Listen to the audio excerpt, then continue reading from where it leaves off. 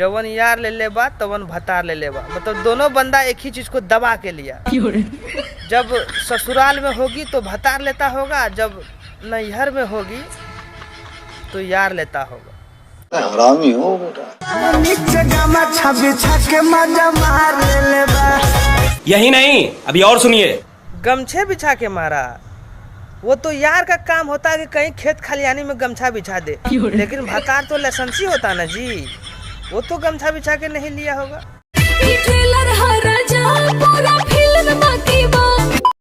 जब टेलर में ही इतना मतलब शरीर को अपने तरफ आकर्षित करती हो, अगर फिल्म दिखाओगी जान दे देंगे इसके लिए। तो रुको जरा। हाँ, एकरो से नीमन तो अंदर के झांकी बा। सही बात बोलू, थोड़ा सा और दिखा देती तो अंदर के झांकी तो समझ जाती कि 2 महीना का जुगाड़ लग गई। समझ रहे हो? अरे कितना लोग भेटाइल तो हर बात अलगे बा। अच्छा, हमरे बोला तारू, चलो ठीक बा, तो हमर बात अलगे बा। तोहरे के दिलवा दे हम भले जात अलगे बा। जल्दी करो, इससे छुटकारा मिल जाएगा। जल्दी करो यार।